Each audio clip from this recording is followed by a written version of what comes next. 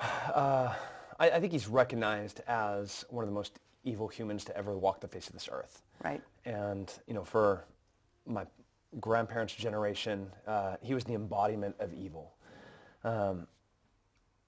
Just the thought that he might have escaped and ran to South America and lived his life should infuriate the planet. Like, all 7 billion people here should be tossing tables and just raging. We have to know. This can't just be the convenient truth for a history book. That's the wrong answer. It can't be the convenient closure for an ugly war and the start of the Cold War. This can't be for convenience. This has to be for truth. And that's why this was significant.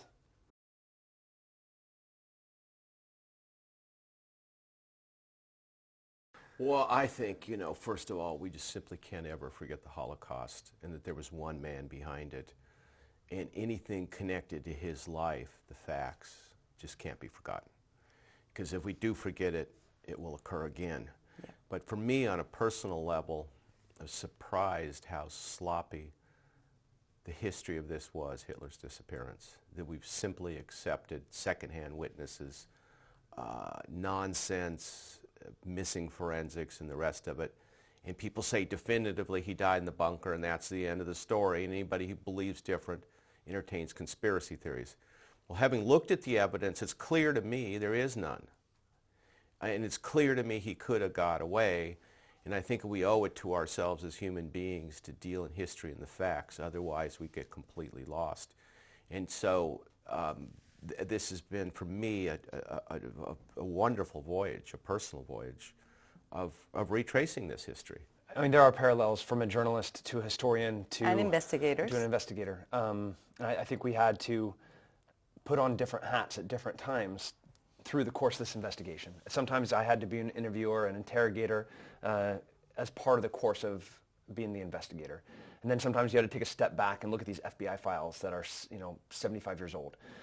But really it was, as an investigator, there's a ton of circumstantial evidence. And we had to take that evidence and put it into a chronological timeline to assess the feasibility of getting the most powerful and evil man on the planet from Berlin to South America.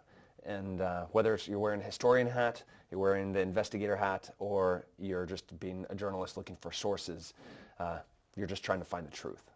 And now, we're looking for authentic sources because, look, both of us, especially Tim, when you are dealing with facts and information, you're treating it as it's meaningful. If he's going to knock a door down and shoot somebody on the inside, it better be the right person.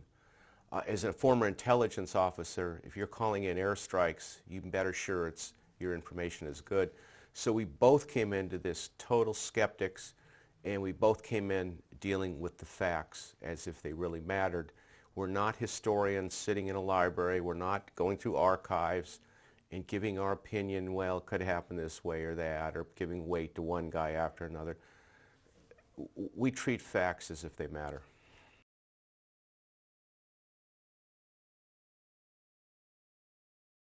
We are definitely carriers that give you access to a world that most people don't get to see. Right. The tracking and finding people is a skill set that is so finite. There's not many people on the planet that can do what Bob does, that has done what we've done.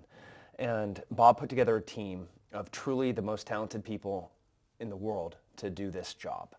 And this team, as we treat it like a mission. Yes, it's a story. Yes, it's going to be a show. But for me, I treated it was still mission first. I had my objectives. He was telling me what he needed from a given location, and I would try to give him the best reliable intelligence or information, proof, facts that I could get access to. You have no emotional attachment to any of this, to a truth or to a bias, and you always assume you're wrong until new proof comes along, and then you reassess. And the only thing you really care about is the truth, and not about the cameras, and not about the locals or the rest of it. And everybody, as Tim will tell you, you assume they're lying to you unless they can prove some something that would say otherwise.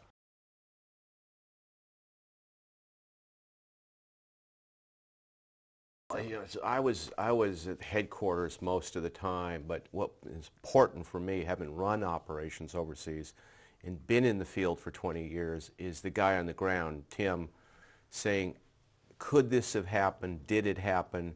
What does it look like there? Because my opinion back at headquarters is very secondary to the guy on the ground, because he's the trigger puller. He's got to tell me whether he's got a good shot or not. So I mean, I've worked with the military for years, and it works very well together. We know our places. The team, it was complex. We had a lot of very strong personalities, a lot of very talented people, a lot of Class A, or Type A personalities. Bob's one, I'm one, but we were able to work very efficiently. Even with the conflict, even with sometimes the fighting that we did within the team, it ended up to be a good thing and a blessing in disguise, because we were checks and balances of each other, and the final product, which was the information, ended up to be very, very, very Well, it's like dealing with quality. cops. I worked with a cop at headquarters. He was a war crimes investigator. And he'd say, I can't take that to court, that evidence. I said, I know you can't take it to court. You can't put it before a jury, but what's your gut tell you? Is the intelligence good? Do you believe it? So there was always that dialogue, the intel police dialogue, Right. which gets you closer to the truth. We'll use Bob as an example. The training that he's been to, the experience that he has, I don't think that gut instinct really exists anymore. There's this vast knowledge, this experience, training that gut instincts, the gut instinct is really, at some degree, the subconscious things that he doesn't even know consciously about what to do, but he knows them. It's in there. And it's been practiced, it's been rehearsed, it's been trained, it's been learned, maybe through pain, maybe through success, maybe through failure, but it's in there. So when you ask a team like this, what does your gut tell you? I mean, that is the gut instinct of the 5, 6, 7, 8, 9 of us, Right. Very accurate.